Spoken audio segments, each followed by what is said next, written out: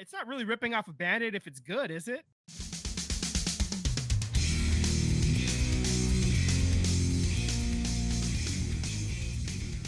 The Warriors, they did handle business. They did win that first play-in game, and then they went and started the playoffs, and they won game 1 in Houston. So let's it's not really ripping off a Band-Aid if it's good, is it? Let's It is in the let's retrospect pop that yeah it's the first time they've won a game 1 in a series in a while. in a while. So It's also out of the 23 playoff series that Steph Curry has played in. It's the 22nd one where they've won at least one road game. So that streak is now continued. It's not really a streak. That um, series of success is made its way again. I guess I don't know how else to phrase that. I'm being silly. Anyway, so let's just talk the play-in game real quick. First, they get the win, 121 to 116 versus Memphis, and in that game, Jimmy Butler announced himself big time. 38 points, 7 rebounds, 6 assists. I mean, a couple of steals as well. He was just all over the place. Playing Jimmy. And then Steph Curry had 37 points, not to be too outdone, only by 1 point there. He had 8 boards and 4 assists too. And even he had a steal too, and he was 13 of 13 from the line, as you expect. The greatest shooter in the history of the NBA. He, both of them showed up big time. We needed them both big, especially toward the end. It was getting a little dicey there, and they both showed up and showed out. Just really impressed overall, and I'm glad they did, because they made me look like the genius that I am. So that's good. And then on Sunday, that's the game against Houston. They get the 10-point win, 95 to 85. They played Houston style, a little slow, a little ugly, defensive struggle, and they get the win. They were up 23 at one point. They also started that first quarter horrendously. They were lucky to be down only 3 at the end of 1, but that second quarter they really put it on, and they were able to hold on the rest of the way. That was Steve Kerr's 100th career playoff win as a coach. Steph Curry had 31 points, 6 rebounds, 3 assists. Jimmy Butler went for 25 points, 7 rebounds, 6 assists, and 5 steals. And so that's kind of where we want to start, right? With this the playoff game. Yeah, I think Houston's shades of seeing the Warriors, if you're a Houston fan, is probably the worst thing you want to see in the first round, right? So I think that, and Steph Curry just loves playing against Houston in the playoffs, bodes well for the Warriors. Mm-hmm. To be up game 1, you did your job. You took a game on the road. So whatever the outcome should happen on Wednesday, you did your job. So you go back home and you're up, let's say 2-0, or if you're tied to the series, I like my chances back home. Absolutely. I think Brandon Basinski has been a great addition piece. That 14 points, 8 rebounds, 5 assists. I mean, we talk a lot about Kuminga and his lack of being able to see the floor, especially during these playoffs right now. It's early, and I think it's a matchup situation, and I don't think Kuminga fits well in this matchup scheme that they're trying to do, because Houston does play very physical. And it doesn't sound like Kuminga is getting to the foul line as much as, let's say, a Jimmy Butler. So maybe he just doesn't fit this mold. Maybe they bring him in, test the waters if the Warriors are up 3-1 in a series. You know what I mean? So there's still plenty of chances we're going to get into it.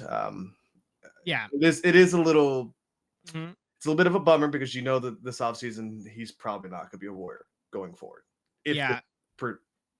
And maybe this Houston series isn't going to be for him, but who knows? Maybe if the Warriors are able to, get the job done and move on to the second round, maybe that series, maybe there's more of a role for him there, depending on who they're playing on the other side of the bracket. The one of those two LA teams. Sure. Yeah. I mean, who knows? Like we got to handle business first. We can't really start worrying about that yet. So, the upcoming schedule for the Warriors, um, it's you mentioned it. It's Wednesday at Houston. That's a 6:30 p.m. Pacific tip. And then Saturday is Game 3, and that's here in the Bay Area. That's a 5:30 p.m. tip. And then after that, Game 4 is going to be Monday after we record. So hopefully, we're recording and then watching another win there. That'd be lovely next week. But we still got a whole week of basketball before we even get there. Uh, a couple of side notes: Draymond was named a finalist for the Defensive Player of the Year. If he does win it this year, he would be the oldest player to ever win that award. So that's interesting. Um, He's been playing his heart out, man, all season, and really kept the technicals in check. I really think his mindset has been a lot more positive than years past. Is there little moments of outbursts with Draymond? Sure, of course, but they're nowhere near what they used to be, in the shades of 2016 and forward, So I'll take it. It's a win for the He's got Warriors Jerry fans. Stackhouse to talk him off a cliff now. Yeah, yeah, right? yeah, Yeah. exactly. So I want to revisit the Warriors in the playoffs for a second. Yeah, absolutely. Um, Houston, what I found kind of funny today, as I'm driving around, I do a lot of driving for work. So I listen to podcasts, local radio. I'll tap into the opponent's radio stream. And it's been funny to hear some of the clicks or some of the clips from Houston where so many of the fans who were calling into their radio show were like so like, oh, we're gonna blow these Warriors out of the water and this and that. And even the radio hosts were like, oh, this Warriors team has got zero chance. And here we go, game one. The Warriors throw a haymaker and just suck the Rockets in the mouth. Um, I think like if you were looking at it on paper, just on the seeds, right? Of Houston earned their number 2 seed. They had a really good record. They're a really good team. They play really good defense. I think now though, in a 7-game series with the Warriors being a veteran team and getting all that rest, like they're gonna have a lot of rest through these playoffs, and it's going to be really hard to put this old dog down. We were joking around a little bit where we were like, Draymond, like when he came into the league, he was like young, strong, that youthful energy. Now he's like turning gray and just tapping into old man strength. Yeah. You're Yeah. you're seeing that transition where Jimmy Butler, Draymond Green, Steph Curry, these veteran guys, Kevon Looney even, they're tapping into old man strength, been there, done that. All of these guys have been the dude, the man on championship teams. And so is Jimmy. He hasn't won. Jimmy Butler hasn't won, but he's that dude. Yeah, I Um, mean, he single-handedly took that Heat team to the absolutely. finals a couple of times, Absolutely. like they were there because of him. It's like I think about it like the Allen Iverson 76ers, like it was Allen Iverson and then like just dudes. Like, Absolutely. he single-handedly took them, and that's what Jimmy did for those Heat teams. Like Absolutely. he's all world talent, and Absolutely. And you got yeah. guys, Jimmy's gonna get to the cup, draw fouls. Draymond, he can be an offensive threat, scoring the ball, but he's best playing defense and passing the ball, being a decision maker. And then you got guys stepping up. Some of the young guys are stepping up. We talk about Pods and his little stutter, slow motion, deceleration, and his really cool uh little post shot celebration. I don't know if he's meditating or it's just recharging for a second. um the young guys are stepping up, and with Kaminga, like I do think there's something going on in the atmosphere between him and the team. But I do think at the end of the day he will get an opportunity to play. And I think it's into the best interest of himself, right? you want to get as much money as you can, whether that's through free agency or somebody trading for you and signing a contract. But it's also advantageous for the Warriors to show that he's still really talented. He's just not fitting in this mix because you're going to want to return back. So I feel like Kuminga will have an opportunity to really ball out. And that may be only one game, but if that one game is, say, in the finals or a Western Conference Finals and it's a clinching game, now your opportunity to get something in return is way higher. And now you're looking at next season. What assets can you add to this Golden State Warriors team? And we don't even know where they're at yet. So I just wanted to close on that where, I don't think Kuminga's going to be here, but if he can help the Warriors bring in more assets, I'm all for it. Right. Just a quick note on that 100th win for Steve Kerr. That ties him with Larry Brown for 6th all-time in NBA playoffs coaching wins. Anybody want to try to take a guess at who's above him? He's tied with Larry Brown, like I said. So who are the 5 names ahead of him? Well, Pop is up there. Yes, he's number 3 at 170. Phil's number 1, 229. So ways to go for that. Pat Riley. Pat Riley's number 2, 171, just one ahead of Popovich. I got 2 more left, right? Got 2 more left. Red Auerbach is actually in 8th now at 99. So Steve Kerr just passed Red Auerbach. Jerry Sloan. Sloan's number 9, 98. You're right there. You're right around the cup, dude. 2 guys that are coaching right now. I'll give you that. 2 guys that are coaching like familiar coaching names right now. There's no way Eric Spoelstra's up there. Eric Spoelstra's 5, 110. Wow. Okay. Yeah. So then you're missing number 4. I'm like going through them all right now. Veteran coach. Yep. Knicks coach. What's his name? Oh, not Tom Thibodeau. No, not Tom Thibodeau. Not Tibbs. Hold on. I'm just trying to go through playoff teams now. Yeah. Well, yeah. So. Hold on. He's Googling it. Wait. Can we get a hint? Can we get a They're playing now. I know, but East or West? He's coached in both. But can I get a hint as to what he's currently coaching in, East or West? He's currently coaching in the East. Byron Is it Scott? The Cavs? The Cavs coach. No. I don't know, man. I don't know who you're talking about. Doc Rivers. Rivers has 113. All right, that was a fun little impromptu game there. All right. Fun. Yeah, so there you go. That's your an idiot. When I said Byron Scott, I was thinking of Doc Rivers.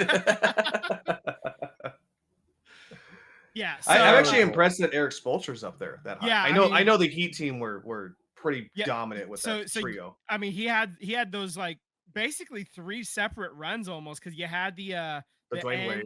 Yeah, you had the Dwayne Wade by himself, right? And then you had the Dwayne Wade with LeBron, and then you had the Jimmy years too. So like there's like 3 separate like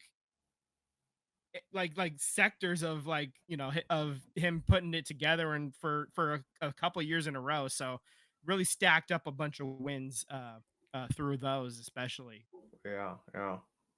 Huh. Yeah. Good for him, man. Interesting. Good for him. Yeah. Stick taps for Eric Spoelstra to cross our sports references. Well, we might as well tell the He ain't got no chips like Steve Kerr, though. No. he got 3. He got 3 though. So let's just talk other news around the league. Let's start with the playoffs around the league. The one thing that I wanted to note is the Thunder beating the Grizzlies by 51 points in game 1. It was like 130 to 80 something. 131 to 80. Yeah, and it wasn't that close. Like that's like I think that's like top 5 worst defeats in a playoff game ever, like in the history of the league. Like it's Like I don't even remember. I forgot to snag the screen cap that I saw of I'm that. But so glad the Warriors did get them in the first round, man. Like the Heat, it's not to talk bad about the Rockets. They earned that second. They're a quality team. But man, OKC is scary. that was That's a scary team. Yeah, that's going to be tough whenever, whoever has to play them. That's a tall order. That is a huge ask, and not going to be an easy series by any stretch of the imagination. SGA is probably going to end up being the MVP, I think, this year. So yeah. And well, also too, the Warriors 68 wins or something like that. Yeah, and if the Warriors do progress all the way to the finals, well, championship here, we don't have to see them to the championship game. So yeah. The earliest we would possibly meet them is the Western Conference Finals, and if the Warriors are playing them in the Western Conference Finals, you know what? I think at that point it's house money. So like I think the Warriors are playing real loose at that point if it does end up getting there. I just remember what I wanted to tell you guys that was what I said earlier about the Warriors about listening to their radio. Today they were playing the Houston Rockets radio announcer, and he was on the radio saying he has PTSD of Steph Curry. Yeah. I mean, they were. I was listening to our home broadcast instead of the national broadcast for the game, but I mean, Fitz was making that kind of joke too. Is like they got to be going, oh no, not again. And in my head, I'm like, it's literally the Jesse Pinkman. He can't keep getting away with this. That's the devil named Curry, man. That's what he does, right. man. Oh yeah. Hail Curry. The Timberwolves going to LA and taking game one against the Lakers. Yeah, that's huge. The Knicks ended up winning game one, but right now, last I checked, they were losing at half in game two against the Pistons. So that's probably going to be a hell of a series. Well, Tyler, you think offense just died in game one? I do make a basket. I think Detroit's physicality and their ability to get to the line they're going to wear out the Knicks. And look, if you're a Knicks fan and you're listening, let's be honest, you're the Montreal Canadiens of the NBA. You know what I mean? Like, you're there, bud, but it's just whatever happens in the playoffs, you always fizzle out. So speaking of, Montreal is down 2-0 at the end of the second period in game two. Washington. The Knicks are just gonna nick, man. I don't know what to tell you, man. Yeah, at some point the wheels are gonna come off, and then we're all gonna laugh about it because it's the Knicks. And the Nuggets beat the Clippers in that first game. That was a nail biter. The Pacers handled the Bucks by 19 points at the end of it. The Celtics took care of the Magic in their first game. The Cavaliers handled business against the Heat. So right now, like a lot of the favorites took care of business, including the Warriors or the Rockets. Like the least the least favorite of the favorites, I guess, or was the Rockets, I guess. However the hell I'm trying to say that. I thought that they were on the they're in the most trouble when you're catching the Warriors playing a lot better now than they were earlier in the season. This is the first time they were it's only this they didn't really get to see the Warriors with Jimmy that much. They had the one game earlier, like toward the end of the regular season, but it's a whole nother beast when you get the Warriors in the playoffs now, and especially with a dog like Jimmy. So really excited to see how this series shakes out going forward, and hopefully we're still in high spirits when we talk to you next week about this. I think no matter what, I will be. I mean, barring injury, catastrophe, like something like that. But because you're gonna by next Monday, you're 1-1. Right. Worst case. You did what you needed to do. So mission accomplished. Now if you go 2-0, you go up 2-0 and you're coming back home, like, damn, man, like if you handle your business at home, you're done. You get a lot of rest for that next round. So all right, so around the rest of the league with other news, the Suns did fire Mike Budenholzer after one season. They're also on the hook for something like $20 million or something for him too. Yeah, dumb. So they're paying 3 coaches still. Yeah. Poverty franchise. that, we talked about it before. When you're a mess in the front office, when you're a mess in the ownership, that ends up spilling onto the court in one way or another, and that's what's happening here. This is why you end up paying 3 head coaches at once, right? Speaking of poverty franchises, Nico Harrison had that press conference, absolute dumpster fire. God. He said he didn't realize how popular Luka was. When asked if he should be fired, he said he can't be judged by players that got hurt, and that he has put together a team to compete, is what he said specifically. Yeah, he's gone. He's got to be gone, right? Like I wouldn't be surprised if we get a little breaking news while we're talking about this. Like, it hasn't happened yet, but it's got to be coming, right? It's got to be one of the worst GM jobs I've ever seen. Like, yeah, just I can't even think of a worse one. God, I mean, like, as a GM, as an owner, there's plenty of shitty owners out there, between pick your litter of baseball. But as a GM, I can't imagine a worse one that I've ever seen. Yeah, he's probably going to be fired. He's not. You have a media by invite only end of year thing. You invite the media, and then you get into like conflict with the reporter, and the reporter is asking you hard questions, and which is their your job. Responses like, defense wins championships. Today we were kind of texting a little bit, and I went and looked at Anthony Davis's seasons, and I think it was like 60 games he averages because he's had so much injury. And I know there's the one COVID year that affects everybody's. Yeah, but I mean, he's 60 games. The league got about 72 games, I think. Right. Do you guys remember? Anyway? Do you remember when Anthony Davis said he wants to be like Kevon Looney, because Kevon Looney was like the Iron Man of the NBA and didn't miss a game for like 3 years straight? Yeah. Right. Yeah. Yeah. See how that worked out. Yeah. Well, you traded Luka, who's mid-20s, entering the prime of his career. You drafted him. He's probably almost to the hall. He's, heading to the Hall of Fame, probably. Yeah, he's on that track. He's on the track right now. You traded for a big man who only plays about 60 games a year. So what are the odds that he's going to play more than 70 games? His career high is like 75 games, 75 or 74 games. Yeah. I mean, so what are the odds?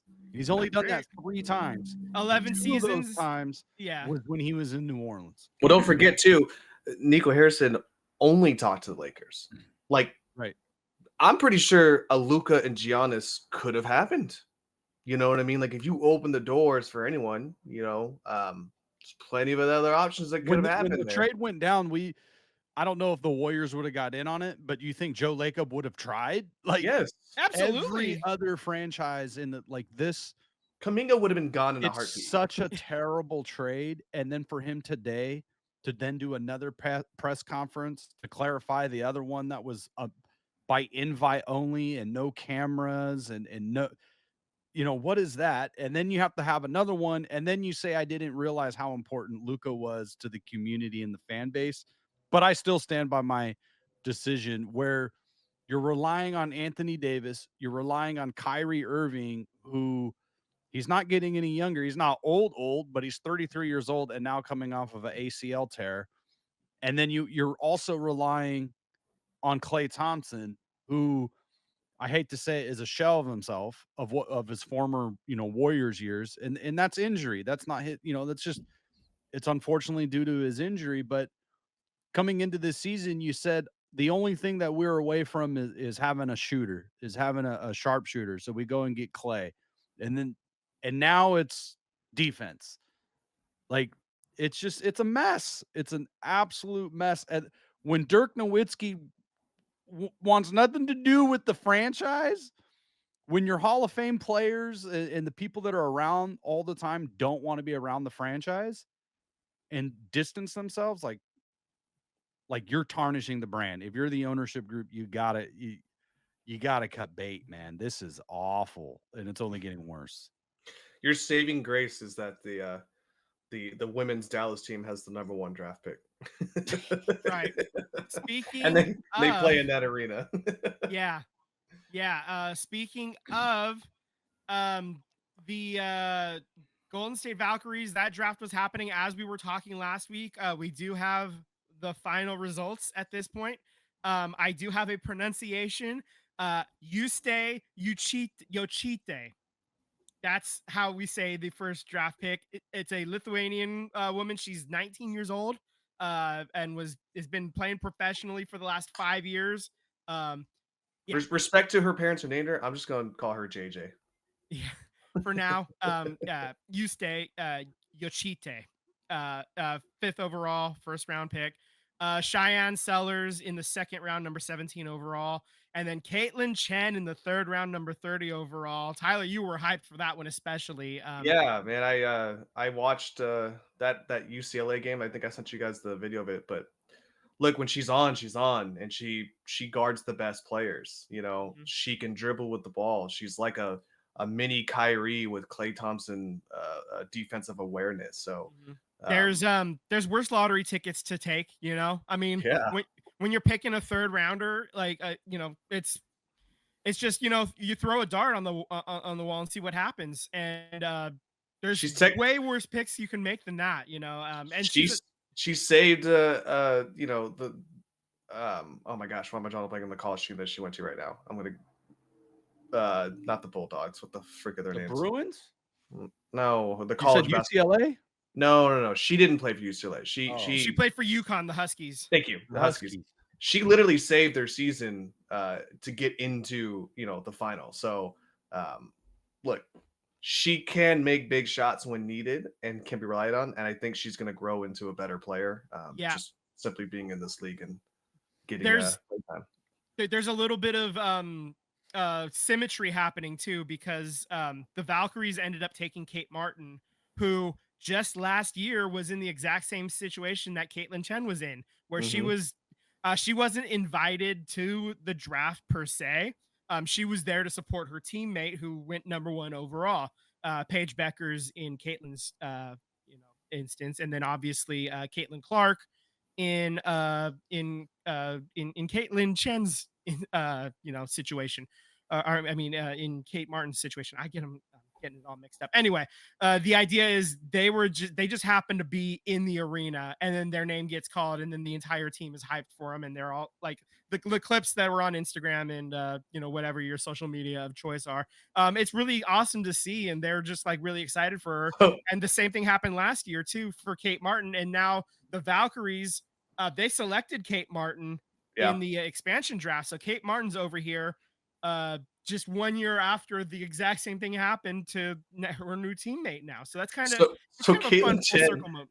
She obviously was, like you said, she was there to support Paige. And when her name got called, I don't know if you guys caught it, but she was trying to walk on the stage because she thought that's what everybody else was doing, so she should do it too. And they go, "We don't have a jersey for you. Like, you can't go on the stage. You stay down here. We'll just give you a hat." Whoopsies. One more quick note on Shyanne Sellers. That's a hell of a week for her. She she gets drafted to the W, and then she proposed to her girlfriend too, like earlier that week too. So overall everything is coming up Shyanne too. So and it's kind of fun to see, they're on the Valkyries Instagram, you're seeing them like tour the facility and just the jaw-dropping, visuals of that and everything. It's pretty cool. The ownership group has spared no expense to try to make sure that these athletes are in a comfortable and ready to play, ready to start winning some games. That being said, I don't know how this season's really gonna go. I'm looking at The Athletic. They said they did make mention that in the losers, though it's not the Valkyries that are losers. It's fans who bought Golden State Valkyries game tickets during Eurobasket, which is like a international basketball tournament during the summer for the European countries. Because right now they've got 7 players on under contract that are probably going to make the final, the opening day roster, that are gonna be all gone for that tournament. So there's gonna be some games from June 18 to June 29th for a week and a half. There's 3 games in there where the roster is going to be a little thin. So if you have tickets for those games to see the Golden State Valkyries play, those tickets might be a little cheaper, but also you're probably going to see a subpar product for that as well. So whoopsies. Yeah, but it's going to be fine. They're really built more for the to make some moves in the in the next coming off season is and when you have top-notch facilities too, and every team is going to at least get to come in and see what it looks like, at least from the visitors side. That's what I was going to say too. Is going to be an opportunity to sell. They're playing in the most state-of-the-art arena compared to all the other WNBA teams. I know that some of them play in the NBA arenas, much like how the Valkyries are. But again, it's the newest stadium. Like, yes, that's pretty badass too. Yeah.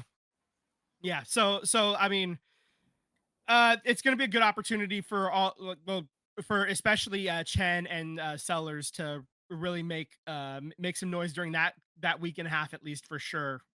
If nothing else, like if Kaitlyn Chen doesn't get a ton of playing time, she will that week. Yep.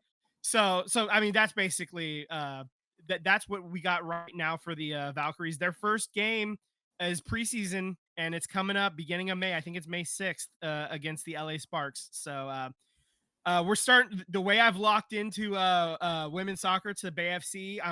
I can feel myself starting to lock in for the WNBA too. So I've got all this time not watching the Oakland A's anymore. So I'm putting it somewhere, baby. I'm ready to rock.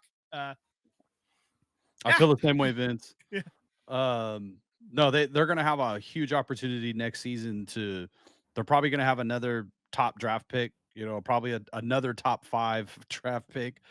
I don't think this team is I mean, you don't know yet, but I doubt they're going to compete for a championship. So I expect them to be in a top 5 draft pick. And then you're going to have a ton of free agency options. Like none of these players in the W wanted to sign long-term deals because of the new collective bargaining agreement that's going to be in the pipeline. That's right. So they're going to have their options to rebuild this team really fast. And, Joe Lacob, Warriors ownership, they're going to be aggressive to get this thing rolling. Valkyries ownership. Valkyries ownership. Get it right for the sport for the league. Well, same ownership group. Oh, totally. No. You're right. Is what I'm referencing. Oh yeah, no, we gotta. Yeah. They're gonna want to win right away. You don't want this thing to take 7 years. No, absolutely no. They want to come out swinging, and if they're not winning this first season, they want to be winning by that second season. Like they have shown patience in the past when things haven't gone quite right. Like that COVID year where everybody was injured and Steph only played like 7 or 8 games that year. The Warriors ended up with the number 2 overall pick. They've shown patience. That pick ended up not working out, but just Joe Lacob is not allowed to draft anymore. We'll just say that. No, yeah. So only had to learn that lesson, that time, hopefully. Well, technically Kuminga was his draft too. Like he picked Kuminga. So well, I mean, Kuminga, I think everybody was on board with Kuminga though. I agree. Whereas the James Wiseman pick was a little bit like there was some contention there, I guess.